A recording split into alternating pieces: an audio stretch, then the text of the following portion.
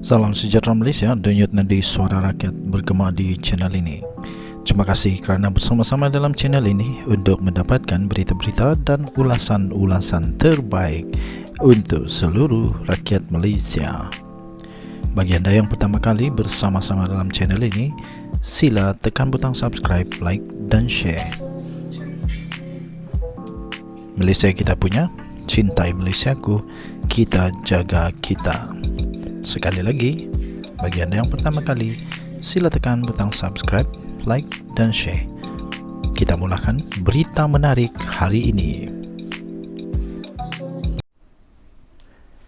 Salam sejahtera Malaysia, denyut nadi suara rakyat bergema di channel ini. Baru sebentar tadi kita menerima satu berita yang pastinya mengejutkan dan pasti akan membuatkan Muhyiddin Yassin terlebih sedih lagi sekarang ini ya, tuan-tuan dan puan-puan. Dikala hari raya memasuki hari ke berapa sekarang, hari keempat atau kelima, nampaknya tidak ada berita yang cukup gembira untuk Bersatu dan Muhyiddin Yassin. Tetapi berita-berita yang masuk, berita-berita yang diterima, semuanya seolah-olah menyedihkan untuk Muhyiddin Yassin. Terbaru ya, 7 wakil rakyat bersatu. 7 wakil rakyat bersatu, bukan 1, bukan 2, bukan 3, jauh sekali daripada 4 ya. Bukan 4 juga. Dan pun bukan 5, bukan 6, tetapi ada 7 wakil rakyat bersatu yang sah sudah berpaling tada. Sudah berpaling tada dan mereka sudah pun mengumumkan bahawa mereka secara terbuka menyokong kepimpinan, mereka secara terbuka menyokong dasar-dasar kerajaan, mereka secara terbuka tidak takut, malah tidak gentar untuk menghadapi apapun tindakan yang bakal diambil oleh Bersatu kepada mereka. Malah mereka berkata itu bukan kerana paksaan, bukan kerana ugutan, bukan kerana adanya habuan, bukan kerana ada wang, semua itu bukan. Tetapi ialah hanya untuk memastikan rakyat di tempat mereka menjadi wakil rakyat itu terbela, ya, terbela. Akhirnya selepas mereka memberikan keputusan, mengakui secara terbuka dan mereka berpaling tadah daripada Bersatu dengan menyokong kepimpinan Datuk Seri Anwar Ibrahim, kerajaan sekarang ini, akhirnya Bersatu telah menggubal semula atau membuat pindaan kepada perlembagaan, dan menjadi persoalan ialah apakah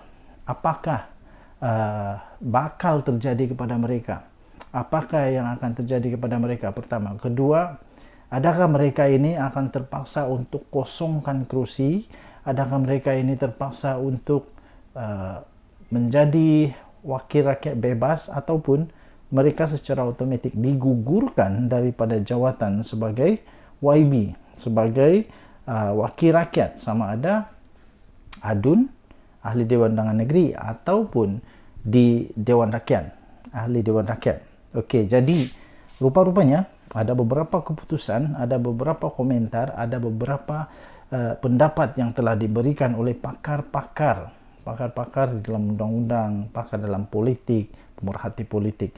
Antara lain yang baru kita terima adalah 7 wakil rakyat Bersatu yang berpaling tada perlu kosongkan kerusi. Itu kata Razali.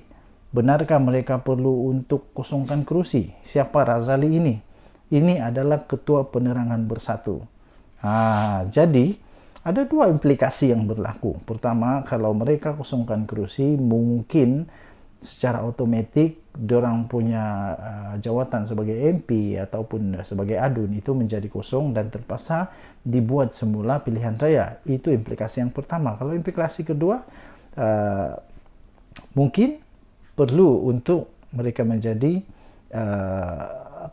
ahli bebas begitu. Tapi kita sudah ada Akta Lompat Parti. Jadi Akta Lompat Parti menyatakan bahawa kalau mereka keluar, menarik diri keluar daripada parti, mereka secara otomatik akan digugurkan. Jadi Kalau digugurkan, katakanlah mereka digugurkan dan perlu ada untuk pilihan raya, ya secara positifnya ada implikasi yang baik kepada kerajaan perpaduan, kerana ini ada peluang untuk kerajaan perpaduan di bawah pimpinan Perdana Menteri Datuk Seri Anwar Ibrahim untuk membuktikan bahawa di sana memang boleh menang.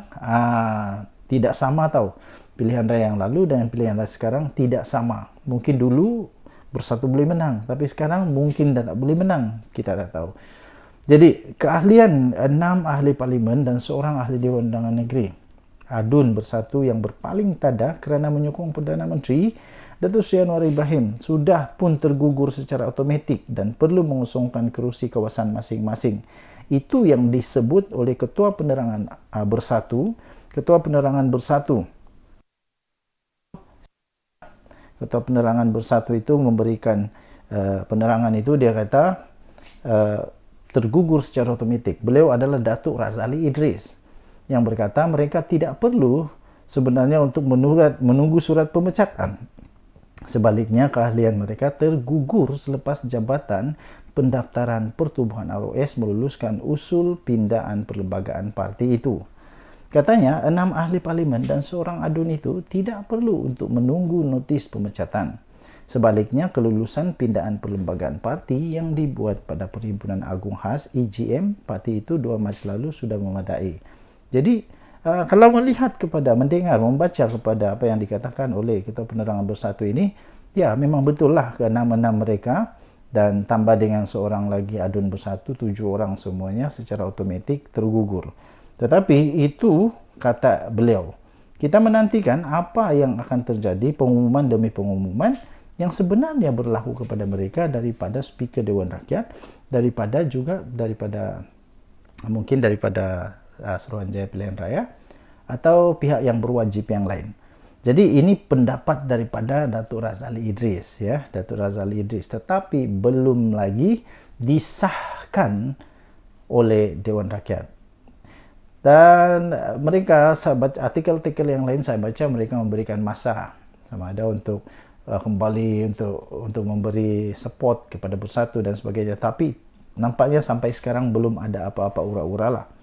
Jadi Razali berkata parti hanya akan mengantar surat pemakluman beserta notis kelulusan pindaan perlembagaan parti seperti yang diluluskan ROS. Yang saya heran, kenapa tidak bagi saja surat pecat je lah. 6 ahli parlimen dan adun digesa supaya tidak menunggu surat daripada Bersatu. Sebaliknya, jika anak jantan, gentleman, lepaskan jawatan dan umum kosongkan kerusi, katanya. Oh, rupanya begitu. Nah, rupanya hanya dicabar untuk letak jawatan, tapi tidak dibagi surat.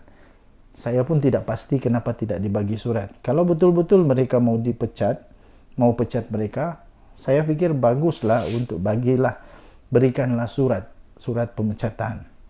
Razali yang juga ahli Majlis Kerja Tinggi UMNO Bersatu mengulas mengenai 6 ahli parlimen yang bertanding mewakili Bersatu pada pilihan raya umum yang lalu mengesahkan belum menerima apa-apapun notis daripada parti itu susulan sokongan kepada Anwar.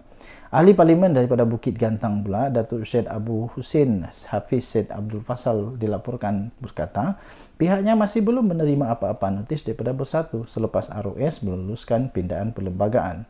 Selain Syed Abu Hussein Hafiz, 5 lagi ahli parlimen yang mengisytiharkan mereka menyokong Anwar adalah ahli parlimen daripada Tanjung Karang, daripada Jeli, daripada Gua Musang, daripada Kuala Kangsar dan daripada Parlimen Labuan.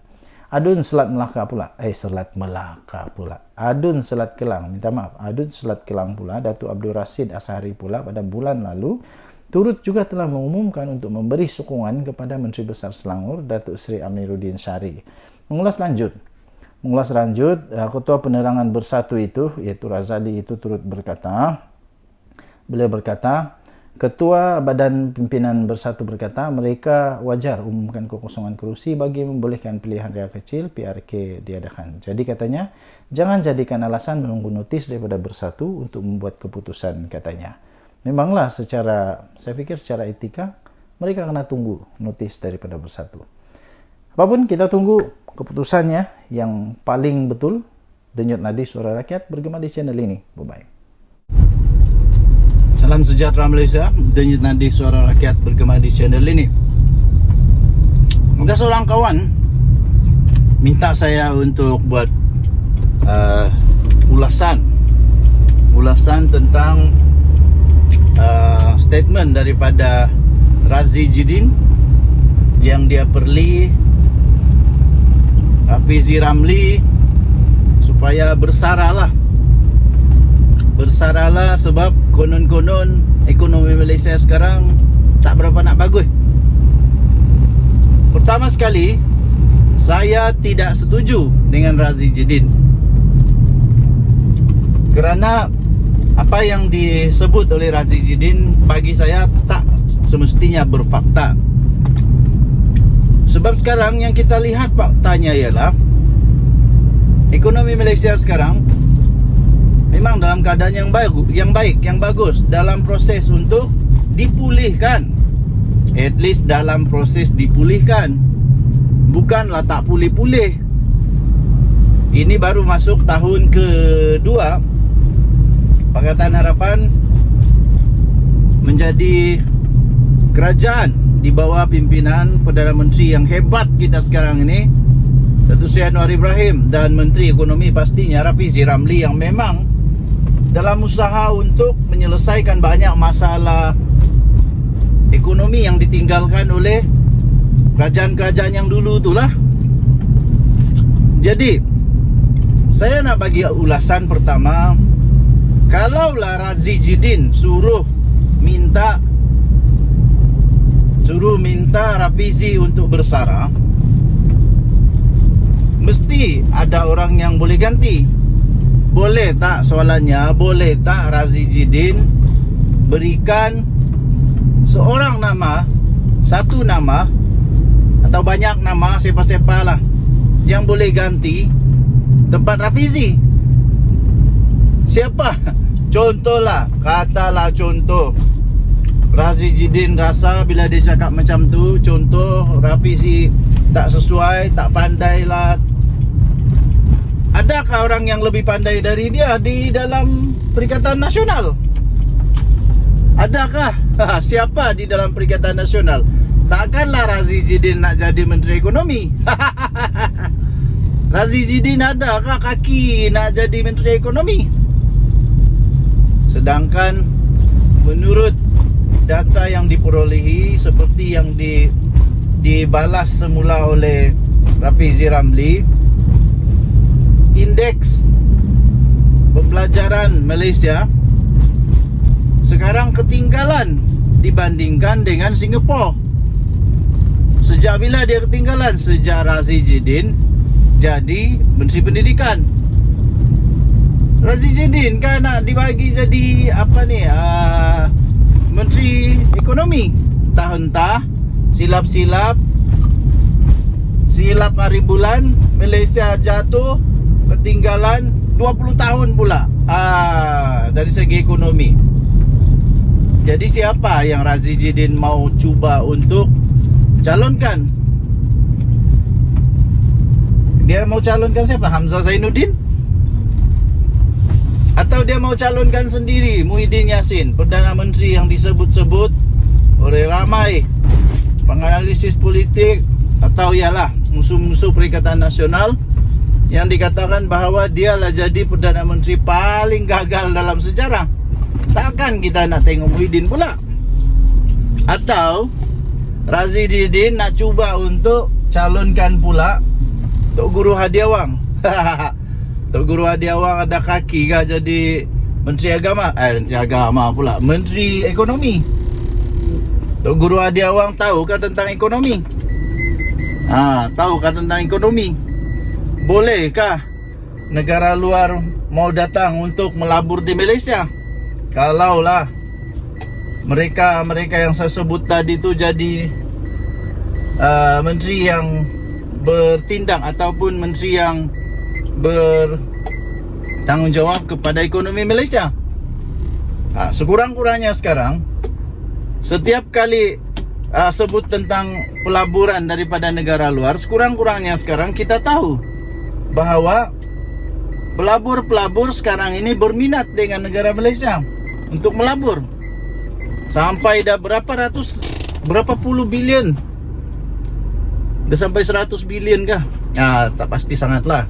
Tapi at least semua pelabur dari luar sekarang sangat berminat untuk melabur di Malaysia. Itulah buktinya ekonomi Malaysia sekarang dalam keadaan yang yang sedang untuk pulih. Jadi janganlah terburu-buru kata semua formula belum lagi nih. Formula itu mengambil masa. Razi Jidin kena faham, untuk memulihkan ekonomi negara bukan perkara yang mudah. Apatah lagi kalau ekonomi yang mau dipulihkan itu sudah teruk dengan berapa triliun, kalau saya tidak silap triliun hutang negara Malaysia. Bila Datuk Seri Anwar Ibrahim jadi Perdana Menteri, dia tak sangka rupa-rupanya kerajaan Malaysia hutang dia lebih teruk daripada apa yang dia sangka. Jadi tenanglah. Pertama, siapa yang Razi Jidin mau cuba untuk tonjolkan kalaulah dia suruh Rafizi untuk berhenti jadi menteri? Kedua, waktu Menteri Ekonomi zaman Perikatan Nasional Muhyiddin Yassin, kalau dibanding dengan Rafizi, mana lebih bagus? Siapa lebih bagus? Siapa yang lebih ada praktikal, bukan teori saja tapi praktikal dalam penyelesaian masalah. Sekarang ini dengan hasilnya padu, saya percaya 2-3 tahun dari sekarang rakyat Malaysia akan menuai kecemerlangan. Bukan saja kerajaan, tapi rakyat Malaysia akan menuai kecemerlangan apabila padu ini akan memacu ekonomi negara Malaysia, hasil daripada kajian-kajian dan seterusnya pelaksanaan. Kita bagi masa kepada kerajaan ini. Kesimpulannya, pertama, Razi Jidin dia tak faham apa yang dia cuba untuk cakap, sebab dia bukan pakar ekonomi. Dia tak pernah pegang tentang ekonomi. Yang dia tahu adalah dia pernah jadi Menteri Pendidikan.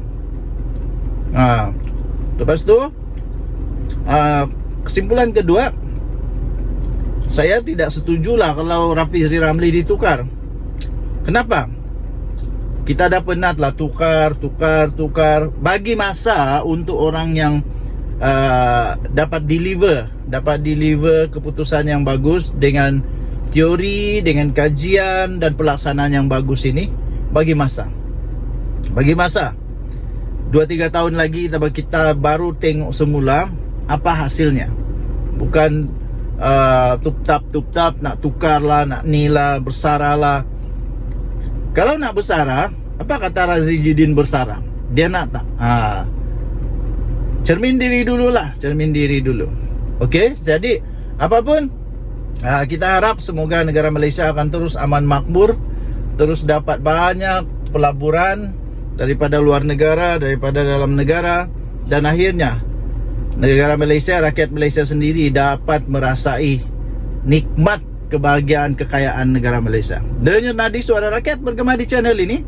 Selamat Hari Raya saya ingin ucapkan kepada seluruh rakyat Malaysia. Kita jumpa lagi, bye-bye.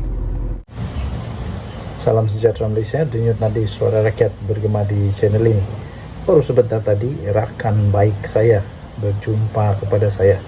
Tapi sebelum itu saya ingin ucapkan selamat menyambut Hari Raya Aidilfitri kepada semua rakan-rakan yang menyambut Hari Raya Aidilfitri.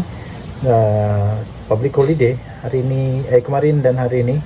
Jadi saya ingin ucapkan selamat menyambut Hari Raya Aidilfitri lah. Baru tadi mendapat satu input baru yang cukup mengejutkan. Saya pikir seluruh Malaysia akan terkejut dengan input terbaru ini. Apa tidaknya seluruh Malaysia bakal dikejutkan andai ini benar berlaku. Tunggu satno.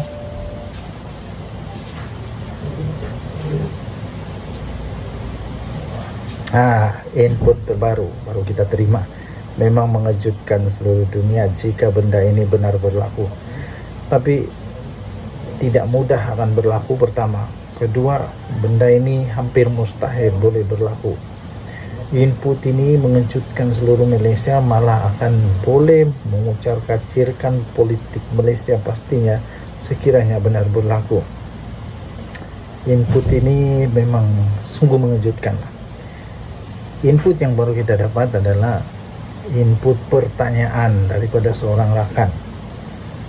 Bagaimana sekiranya bekas Perdana Menteri Tun Mahathir Mohamad masuk PKR? Saya terus gelak. Saya gelak ketawa dan saya tak percaya rakan saya boleh tanya soalan yang begitu merapu. Benda tu tak logik langsung, tapi tak mustahil.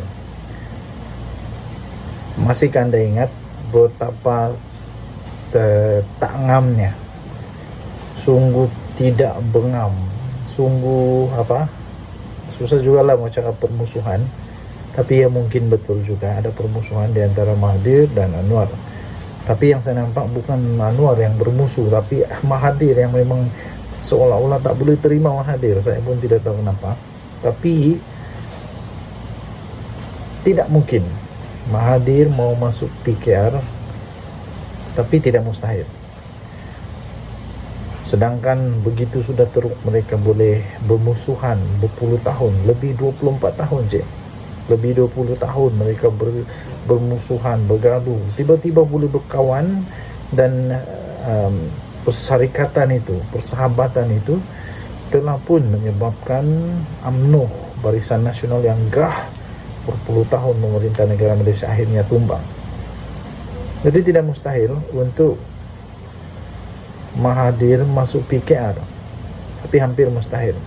Okey, ada beberapa andaian yang tak masuk akal itu yang pasti akan ditolak. Pertama, Akarum di PKR sendiri akan menolak Mahathir. Kedua, Mahathir bikin apa lagi? Sebenarnya Mahathir sudah tidak ada guna lagi, sudah tidak relevan lagi dalam politik Malaysia sekarang. Politik moden negara Malaysia sekarang, Mahathir sudah tidak lagi relevan.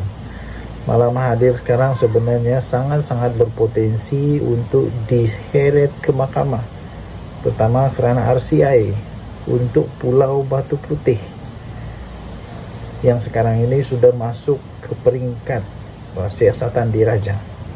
Kalau dia tidak mau datang untuk disiasat, memberi kerjasama, dia bakal akan ditangkap. Boleh ditangkap. Itu kata Azalina Osman Said. Walaupun Azalina Osman Said tidak menyebut nama mana-mana bekas Perdana Menteri, tapi siapa lagi? Siapa lagi kalau bukan Mahathir? Sebab waktu dia jadi Perdana Menteri, ketika itulah Pulau Batu Putih punya rayuan itu ditarik balik. Pertama itu ahli PKR tak akan terima Mahathir. Kedua, bikin apa orang yang sudah tua, yang sudah expired date ini, sudah limpas pun expired date dia, bikin apa lagi mau dia? Lebih baik cari orang yang lebih muda. Ketiga, Mahathir sudah terlalu tua, dia tidak dapat boleh buat apa-apa lagi dah. Dan orang Melayu sendiri pun sudah membuktikan bahwa Mahathir ditolak. Jadi untuk apa lagi Mahathir masuk dalam PKR? Hanya mungkin dia cuba-cuba untuk mau menyelamatkan diri saja, menyelamatkan nafas terakhir dia dalam riwayat politiknya. Mungkin itu saja. Tapi untuk dia mau membawa perubahan kepada politik negara, kepada orang Melayu, itu semua sudah tidak relevan lagi. Dia sudah terlalu tua. Fikiran dia tidak lagi boleh ke mana. Dibuktikan dengan dia kalah teruk.